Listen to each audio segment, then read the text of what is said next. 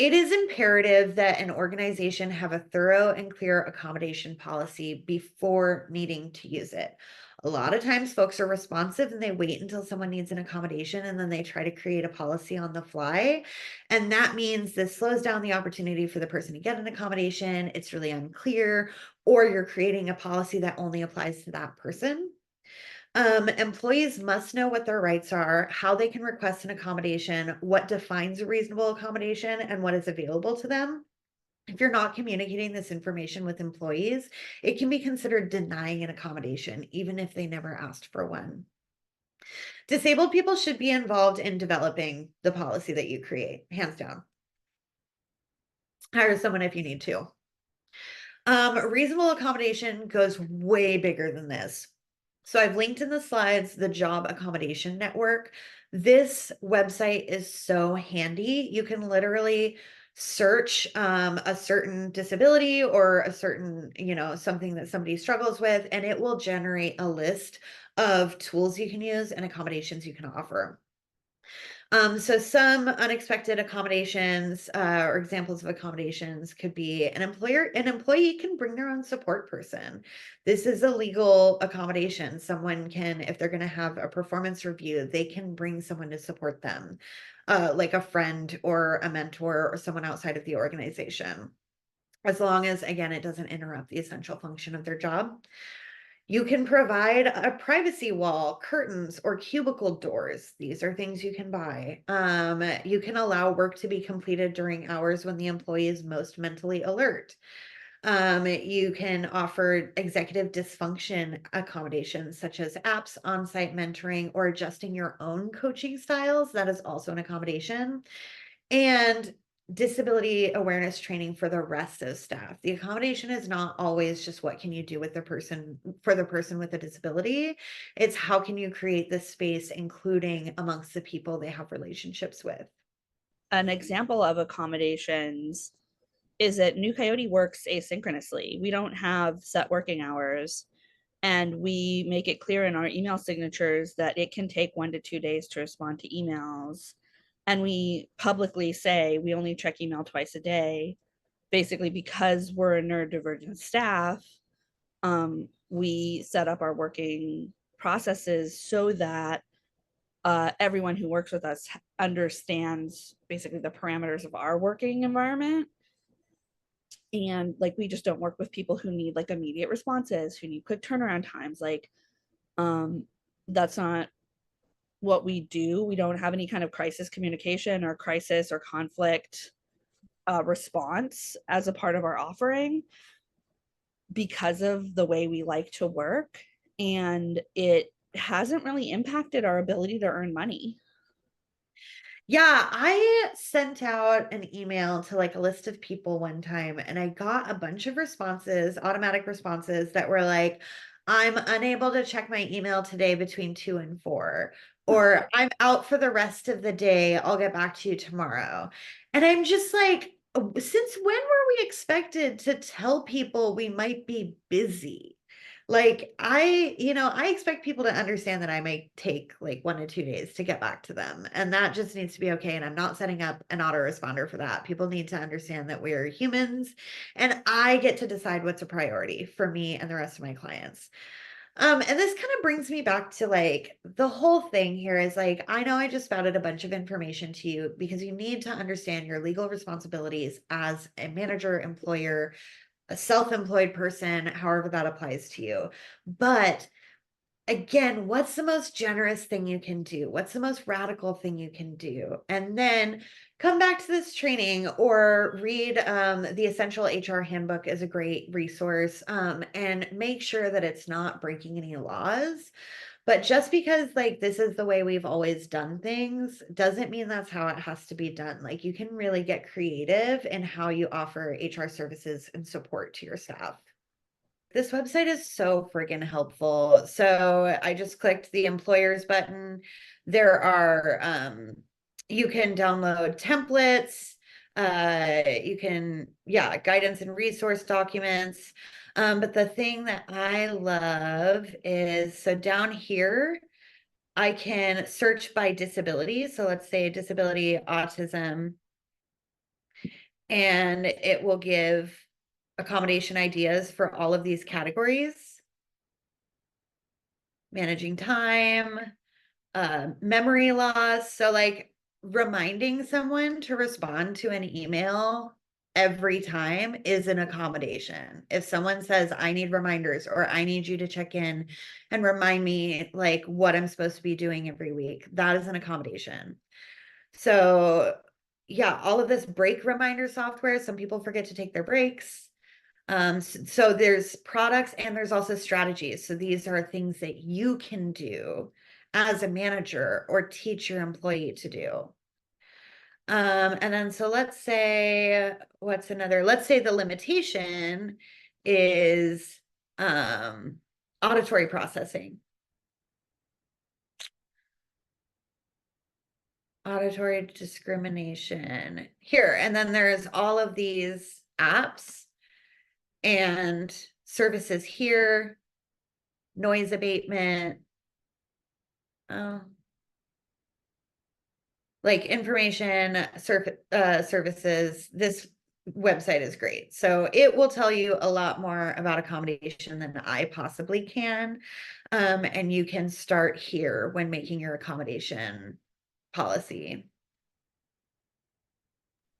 That's really cool. Like that's something that I could use for my own disabilities and my own needs. Like one of the things that disability rights and sort of like learning more about disability as an identity and my own disabled identity has really helped me with is understanding that accommodations are accommodations, and I don't have to like add a bunch of judgment to getting those accommodations for myself. And that really helps me to realize just how useful accommodations of all types are for everyone, regardless of their internal identity. Right. Like if there's an accommodation for someone who's neurodivergent, but it could benefit everyone, just offer it to everyone. Like tell your full staff. That way anyone can like Calm, the Calm app is one that I really love. And a lot of employers will provide a free subscription to it because it's not that expensive. And this is something that's great for people with anxiety, depression, or who are neurodivergent, but it's great for everyone. So rather than having someone come to you and say, I'm neurodivergent, what do you got for me? You can come to your staff and say, we're offering these subscriptions to Calm. Anybody who wants one can have one. And this takes the judgment and the tokenization and the othering out of the equation. Yeah, I mean, like people who are watching the recording may notice that there are no students in this class today. And that's one of the reasons why we do the recording is so that people can attend class at any time and can refer back to what is said in class and can still have access to the information in different ways that will be easier for them to process than maybe like being in a live class. And it also is an accommodation to people who have like busy lives and have needs and have family members who have needs. Like, um, and I think that like too often we have been trained to view accommodations as points of either acquiescence or failure. And that is just really fucked up. Yeah, just start thinking about accommodations as adjustments. Just start calling them accessibility adjustments instead of accommodations. Like that'll take a lot of the stigma away. Well, and also as points of opening, right? Like we have more abilities to access this information. Like one of the reasons, and I talked about this in one of the first classes when I sort of talked about my methodology for class, I narrate a lot when I'm doing stuff in class. And one of the reasons I do that is not just because people who maybe have visual impairments or people who have like other neurodivergencies or processing stuff going on, but there's also people who have like babies, people whose dog just ate a paper towel, people who, like are driving, people who like there's all of these different things um that when you open up your life and your world to reasonable accommodations, you start to be a lot more generous with all of the different ways we show up every day and how that can be different and how we don't have to be these like automatons where we always have the same level of concentration, we always have the same level of ability, we always have the same level of recall every single day, right? Like opening up the world of accommodations and access to say, you know, some days I have brain fog, and some days I have, you know, a death in the family, and some days I sprained my ankle, and some days my disability is just having a flare up, or some days like whatever the fuck is happening, like being this fluid and being able to move with what's going on in the moment, it makes us so much more dynamic and responsive and able to like actually do our jobs well, and like know what the priority points of our jobs are and let go of stuff that's maybe not priority when it doesn't need to happen or when we have other things going on, right? Well, and this is where an access check-in really comes into play, right? Like I was working with a theater company that just did one access check-in at the beginning of first rehearsals for every show. So it was to just get like a one-time, like, I'm like, I have Tourette's, and the director's like, I have diabetes, you know. But now we're doing access check-ins at every meeting, every rehearsal, because access needs change. And some of your access needs are just like my needs today. Just today, I'm not able-bodied and I need support. And maybe there's no accommodation you're asking for. Maybe it's just like, I need to let everyone know. And so I always say start every meeting with name and pronouns, because names and pronouns can change any day, Yeah. and check in.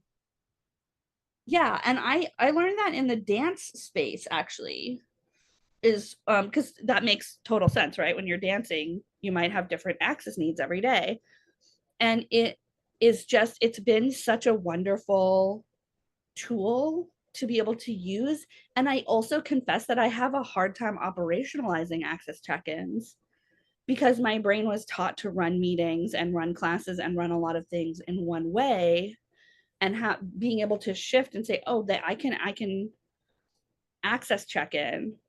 There's this Mhm. part of me that wants to like make everything as accessible as possible, and then we don't need an access check-in, but that is such like a strangely paternalistic and caretaking Yeah, concept. because you don't know that you've met everyone's needs. There's no way you possibly could have done that all up Yeah. front. We want to do as much as we can, Mm-hmm. to offer that. But yeah, someone's access need might be like, my dog just died and I'm sad today. There's no way you could predict that. Exactly. Exactly. Yeah. I was just And looking at the job network. They even have allergies as like one of the disabilities, and they have like a description of like how allergies fit into the ADA, the American with Disabilities Act. And like, so each of these things you can look at like what the disability is and find out like, is it legally protected? How can I accommodate it? Even just allergies. that is so friggin' cool. I love Yeah. that so much. Like Um, what accessibility needs for people who get a headache because of allergies, get air cleaners and purifiers, or alternative lighting, or anti-glare filters, shields and curtains, sound machines, all of these things. that's really cool. Yeah. I saw on one of the lists, I think it was for depression, a sun lamp.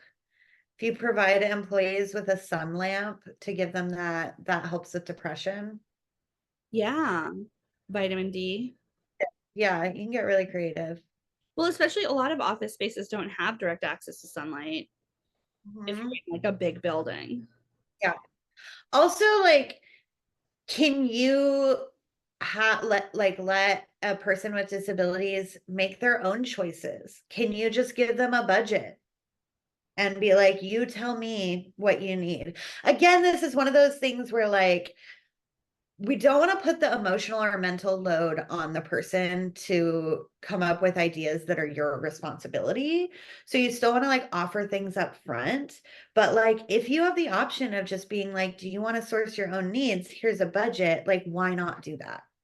Exactly. Well, and I think alternative structures are really great for employees with disabilities, because like I think if someone were to tell me, you know, you decide what your access needs are years ago, it would have been like either my access needs are nothing or my access needs are I don't come into the office, I don't, or like they're like so different. You know what I mean? Like, I think so many of us, if our employer were to be like, what are your access needs? We would just be like, to lay in bed all day and not fucking check my email.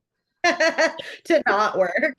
And I think some of that is actually pretty valid because we spend so long, especially with our employees who have to mask their disability. Working in an environment where you're masking all the time is so fucking stressful. Yeah. If we were to restructure or focus on having workplaces that were nurturing for the variety of diversity that we fucking serve, that we have in our staff, there would be a lot of employees for whom being able to stay home and not have to mask and not have to hide and be able to accommodate themselves in different ways throughout the day, that is just the absolute fucking best. Like, there are times when the way that I'm going to be able to be productive is if I am in my bed with my butt on a heating pad. And there's just no way that I could replicate that in a traditional office setting. Yeah, and I think that like no meeting Fridays is an access thing. Like that's an accommodation so that folks can spend Fridays not having to fucking talk to people and mask. And like if you can start looking at everything through the lens of accommodation, because I mean, if you just think about the word accommodate, we want to accommodate people. We want people to be happy and healthy and work with us, and saves turnover, which saves a lot of money.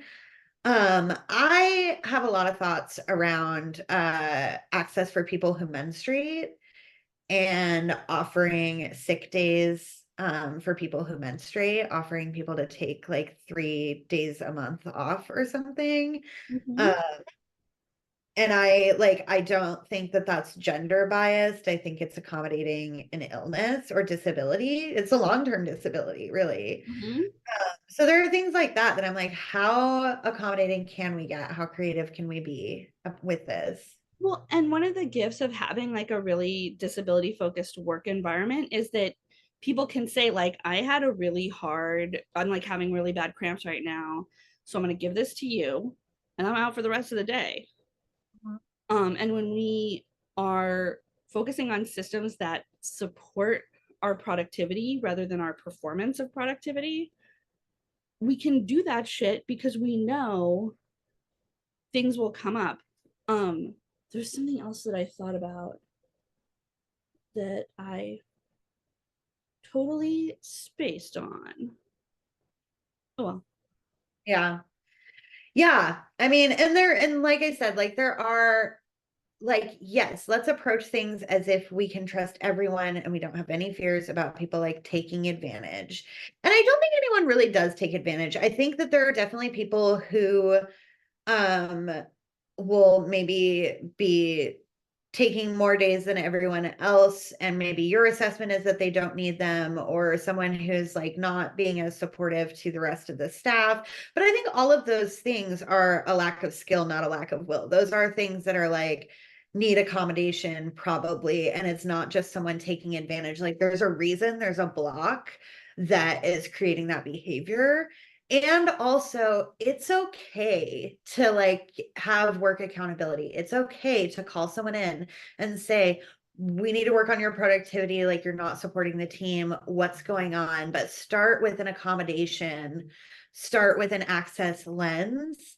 And then, yes, you can put someone on a performance improvement plan. Again, it's that essential function of the job thing. If they're not able to do the essential function of the job, even with an accommodation, then that is either it's just not the right fit or it's a performance issue.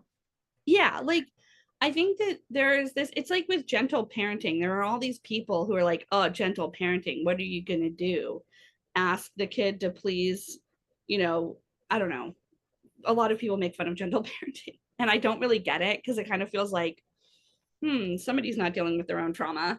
But Yeah, like, people who want to be mean to kids, that just like hella weirds me out. so creepy. But people will do this where they're very attached to the rules of the office. They're very attached to the performance of the working, and um it impedes all of our ability to do our job when we are too attached to a performative and sort of like aesthetic of work and working that doesn't actually like serve any more customers. It doesn't raise any more money. It doesn't make any more sales necessarily.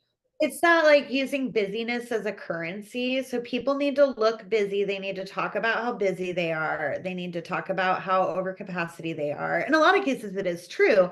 But also, like that busyness without getting anything done is usually because there's a systems problem or because of the way that work is structured.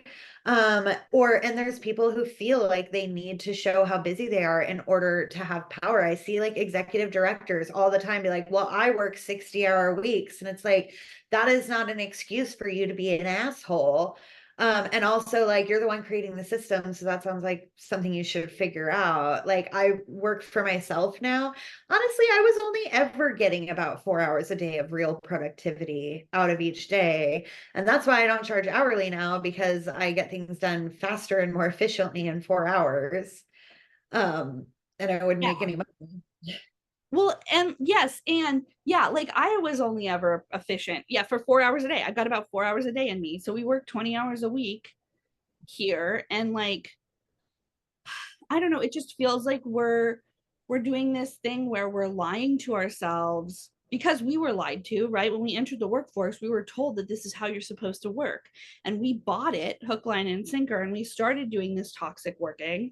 And now we're the ones that have more power in this situation. We're managers and we're business owners and we're consultants and employers. And we're running around being like, oh, it must be nice to be able to only work 4 hours a day. Like, I can't tell you how many people tell me that shit. And I'm just like, girl, it could be you too. Like, you could do this if you accommodated yourself, if you looked around and checked and like took a real inventory of what day-to-day activities you are doing in your business and what requirements you are asking of for your staff and your direct reports, and figure out which ones are actually making you the thing you need and which ones are just aesthetics. And also, like, if you're creating a new system for your employees, like, say you implement a 32-hour work week, make it mandatory. Because when you have some people who are going over the 32 hours and then it feels like a power dynamic, or then they're working at times nobody else is working and sending too many emails or like whatever. And the thing is, like, so I forgot, I was going to put this slide in. So bureaucracy, I work in systems, I work in HR, and there's a lot of bureaucracy. But I think that systemic problems require systemic solutions. And there's enabling bureaucracy and coercive bureaucracy. Coercive bureaucracy is about power, it's about control, it's about you have to follow these rules kind of just for the sake of it. It's about slowing down progress. Enabling bureaucracy is systems and processes and bureaucracy that enables things to move forward, that moves equity forward, that doesn't slow progress, but creates a streamlined process where everyone's on the same page and things actually happen. And DEI work can get caught in like coercive bureaucracy real quick. And so if you're looking at your bureaucratic processes, that kind of stuff, if you can't identify how it's moving equity forward, you need to reevaluate that process. If it's not actually somehow contributing to moving equity forward, it's unnecessary and you need to fix it.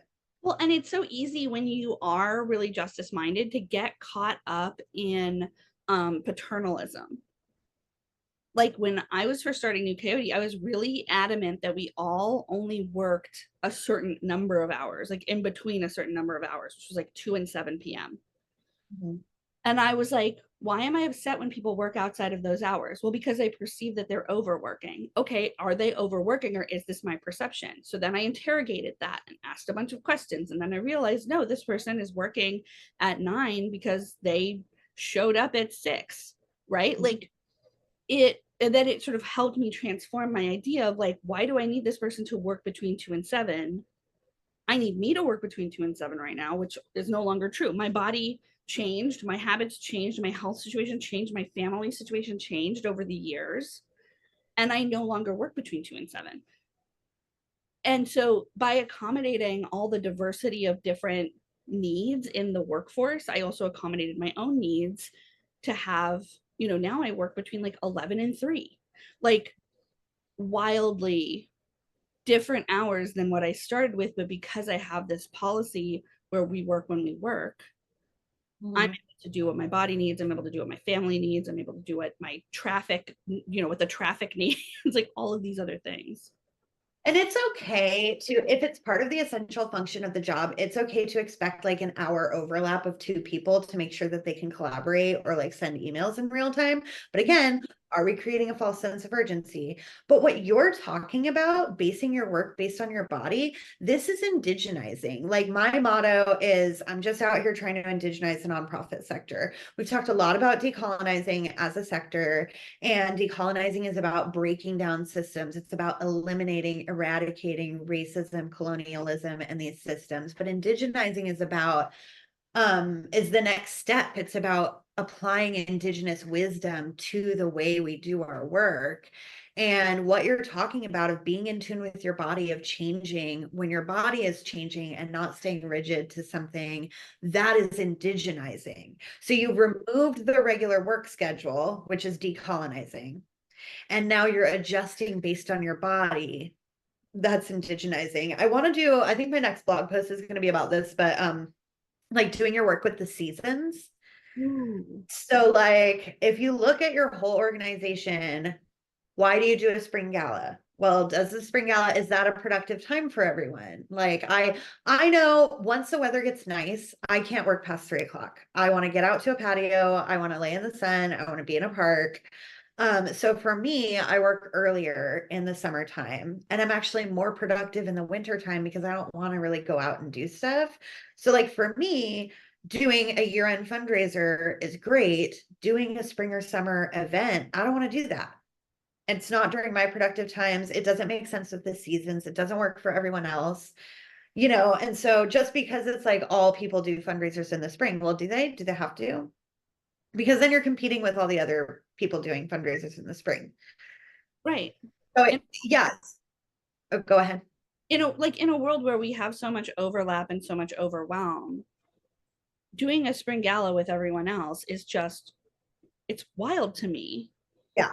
And Um, also, like, you might have a team that like no one's productive in the wintertime. They need to rest, they need to sleep in, they need to go home early in the wintertime. So then adjust their workloads. Maybe you do more work in the spring and summer. But like if you're changing with the seasons, like that's indigenizing, right? Like not doing a spring gala anymore because we're getting rid of galas because they're problematic is decolonizing. Shifting your work with the seasons is indigenizing. Does that make sense? it does. I really love that. I really like that concept. I'd never heard it put like that before. Just out here trying to indigenize the nonprofit sector. I'll work with for-profits too, though, if you're radical. I feel like sometimes for profits have a real opportunity to be radical, and also, and this is something that we're experiencing at New Coyote. As a radical for profit, we get weirdly buffeted in the space. Like, I think a lot of nonprofits are expected to be radical, and then they're not, just because there's not enough resources, or there's not enough resources, and or the resource demand is such that a lot of people feel like they can't invest in radicality, which I think is a mistake.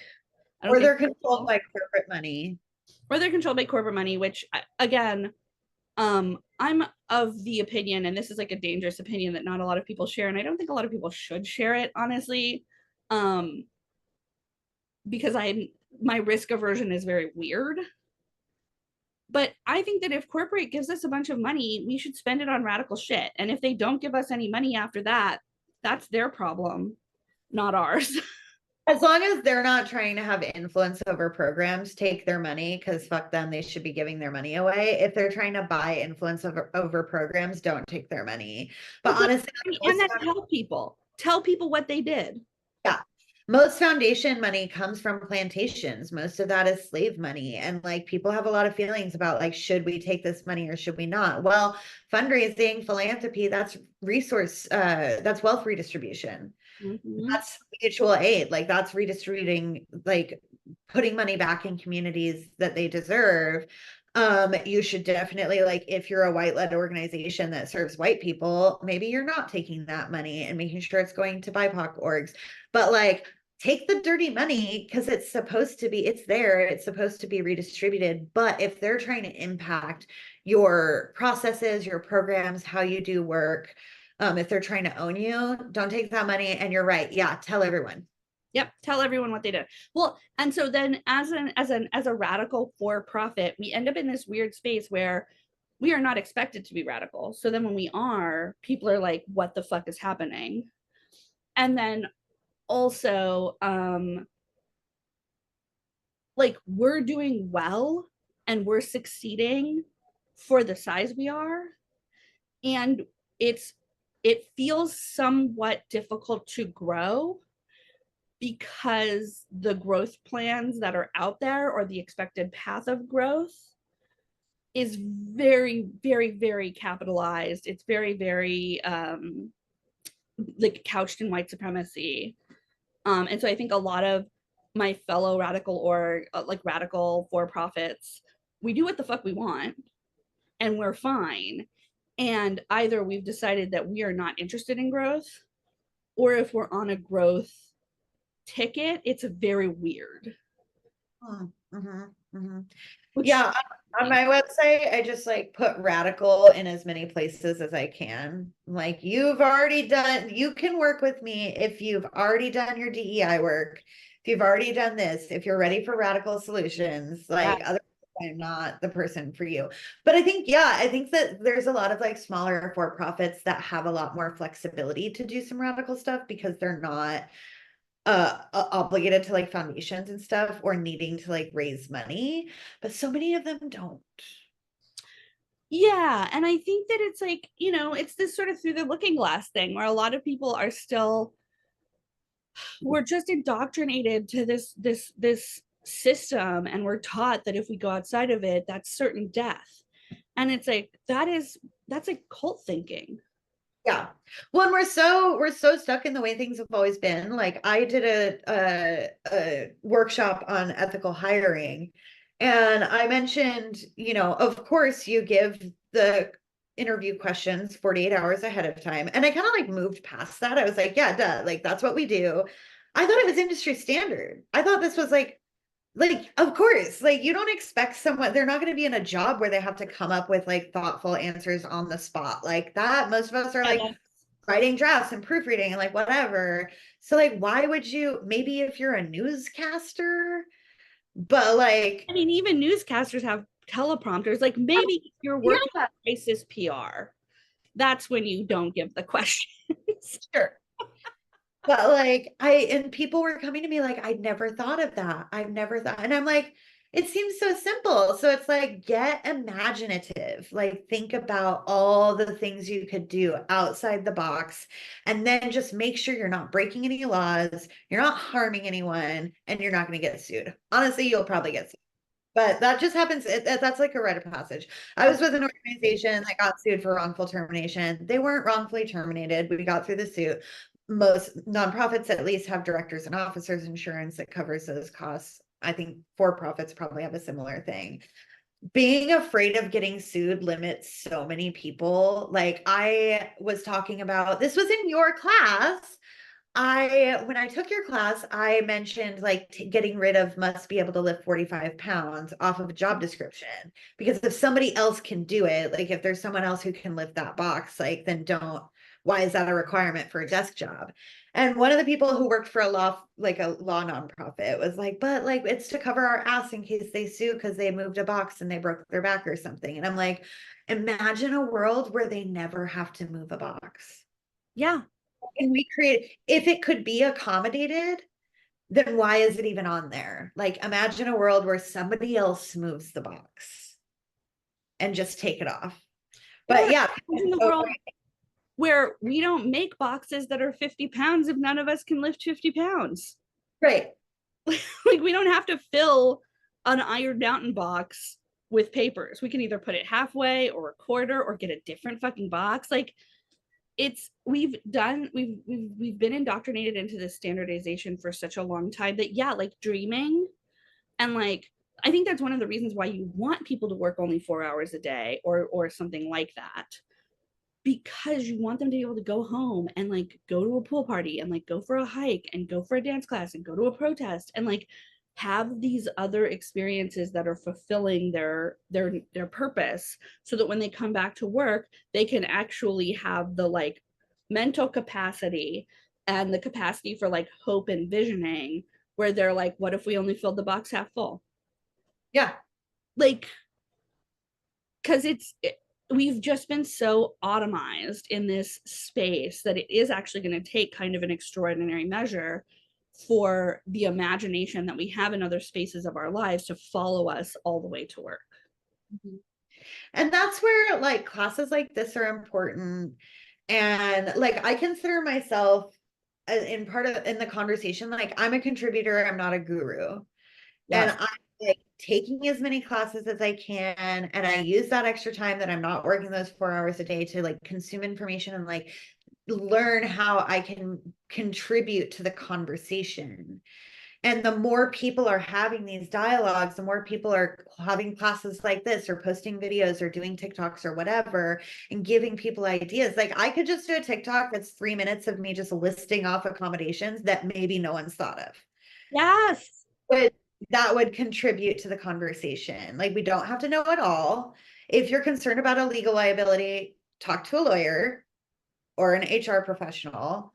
But other than that, like have conversations with as many people as you can, and you will come up with ideas together, and we're all contributors to this movement and to this conversation.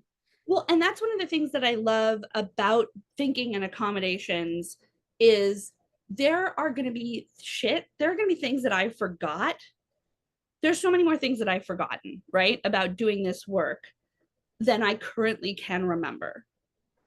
And that's why the internet exists, and that's why libraries exist, and that's why other professionals exist, and that's why like I'm not solely responsible for remembering every single thing about this, Mhm. even if it is how to make an accommodation. There is like I just learned about the job accommodation network, which is fucking amazing. I'm going to spend like hours on it. But like there we have gotten so good at archiving information that now we have this space in the digital world where we can trust an archive, Mhm. trust the research, trust resources around us, and get expansive. We don't have to retain everything like a little turtle, and everything we know just lives with us and doesn't go anywhere. Yeah. I mean, half the stuff that like half of what is in this presentation I just did, I had to like relearn and relook up. And I actually got my first library card last week because the book I wanted was not available at Powell's. And so I got a library card and rented it from the library. And it's called the Essential HR Handbook. It's the 10th edition. Highly recommend it for anyone who has questions about HR. But yeah, like I just like had to reference that book as I was putting this together.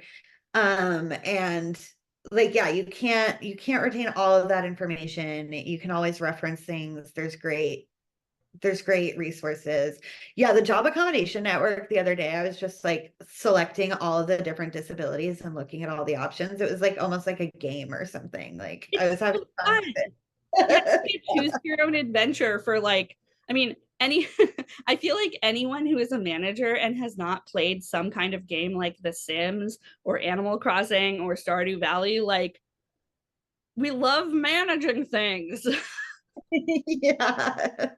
So it's totally like, yeah, you can just go through all that thing and just imagine making, different habitats for people. Mhm. Yeah. Yeah. Oh, it's great to have this dialogue with you. Since we did finish early, I would like to have time to take a bio break before I go to therapy. Oh yeah, dude. My husband just brought me tacos, so I'm gonna eat those. And okay, well, everyone who's watching this recording, thank you so much for watching it. Especially thank you for sticking it out to this point in the recording. This conversation with you, Marina, was really fun. And yeah, I'm super accessible. Just Nell at nowthisconsulting.com. Reach out to me if you have questions. If you want to do a consultation, whatever, I got you. Yep, they're amazing. Go check them out. I will see everyone in class next week or on the video next week. Bye. Bye.